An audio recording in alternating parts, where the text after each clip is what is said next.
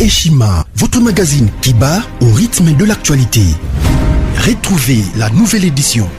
Exclusivité, les hydrocarbures sont incontournables pour révolutionner l'économie nationale du Congo. Pour ce faire, Rubens Mikindo Mouima, ministre d'État des hydrocarbures, veut faire de la RDC un géant des hydrocarbures. Plusieurs projets à son actif, dans les soucis de réduire les prix des produits pétroliers à la pompe. Rubens Mikindo se déploie pour l'augmentation de la capacité de stockage dans le pays. Une année et 4 mois après sa nomination à la tête du ministère des hydrocarbures, Rubens Mikindo Mouima affiche un bilan largement positif grâce à son dynamisme, sa diplomatie et surtout son abnégation à voir la RDC compter parmi les plus grands producteurs des produits pétroliers et gaziers.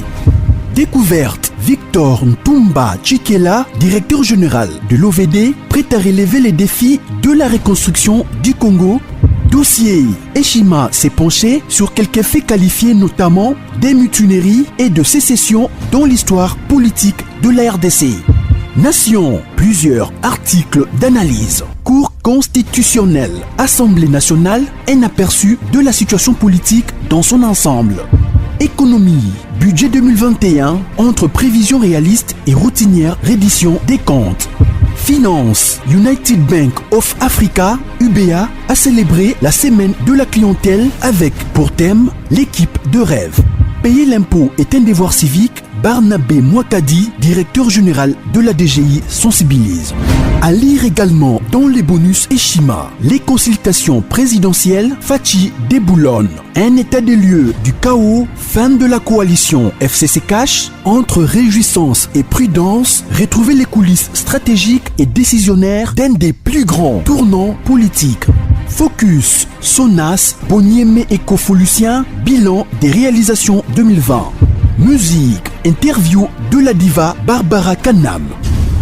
Retrouvez l'intégralité du magazine Eshima dans les kiosques. Eshima Magazine, un nouveau standard d'information. Mbote la bino bandeko balandi tozali wana na prison centrale de Makala CPRK et nous voici encore au moins libanda wana bato bako sepela sorti à moko sima moninga par rapport ya grâce présidentielle oyo mokonza mboka zoki Fachi Beton boko mona bako bima bako sepela et c'est mozali vraiment makasi to liwa pour intégralité par rapport ya makambo le kamoko le boko mona ndeko wana voilà un mot par rapport merci le Seigneur c'est tout. Je suis le Seigneur. Alors, le chef de l'État qui vous a... Je remercie aussi la chef de l'État.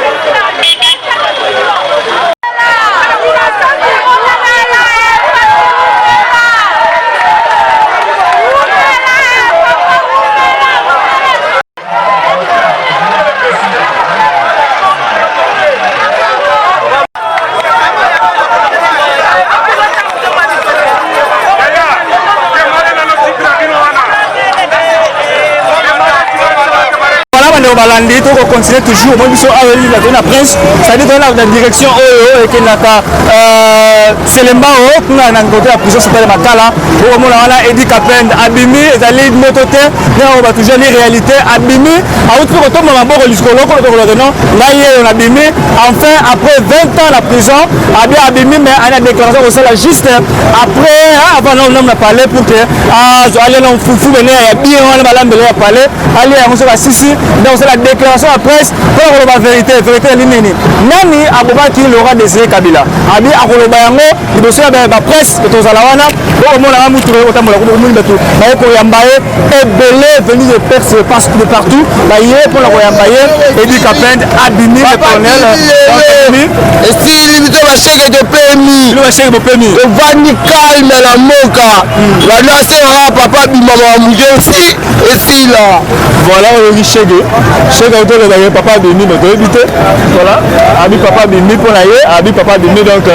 la chèque tout la CP li que donc papa bimi la chèque la CP mais qui passe au yibi au Sénégal les makase c'est au sa bilanga ba wo pe zo lo badon ki be ba out biso ba wo to CP li yango ne makambu ko fachi beto la libanga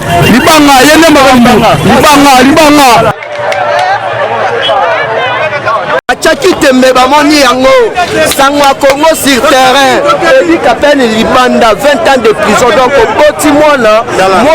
aketi na deuxième gradua nde Edi Kapend abimi donc Kabila ye bageno ndenge ezali wana ye tokokata ye mandefu awa parce que vérité yango eyebani babenga ye mais ye mbendre lelo azali na kati ya Lubumbashi fachi beton alobi Edi Kapend abima libanda alors ndenge ezali wana Edi Kapend abimi boye mama na sécurité ya kosakana te parce que Kabila donc barwandais nyonso baza mama na mal à l'aise po bango bato basalaki no bakanga Edi Kapend Kabila azali à l'aise te place ye azali alors ayebake no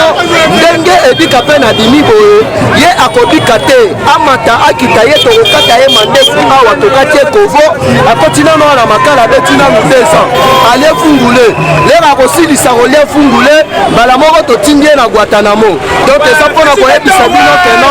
facinde makambu yango tokiti awa sur terrain na sorti ya Edi Kapend donc azali wana pena mobimba donc yango wana tokiti lelo esengo eza makasi na ndenge moko ya kosakana te alors en tant que ancien prisonnier politique mwana koli nayaki koyamba colonel Edi Kapend donc tozali wana toza accompagné ye ntina kati ya ambassade ya États-Unis d'Amérique place nini akozala sécurisé place nini oyo akozala na haute protection ya kosakana te parce que Kabila place azali azolela mate alors bozali tellement ebele ya kolanda biso donc ndenge ezali wana kanda ezali fort donc oyo eza ane asuka congolais adaye congolais akokufa lisusu ezali wana ezali Hippolyte Kanambe Kazembe mutu akodaye ezali Hippolyte Kanambe Kazembe ye mutu akokufa donc tosala bango mayele tina suka barwandais bino mabe bosala biso bakongolais boyebake non justice ya nzambe ezali kolo état de droit aza deja na kati ya masolo oyo babengi faci état de droit faci beton donc tosala bango tina suka tosala bango tina lifalo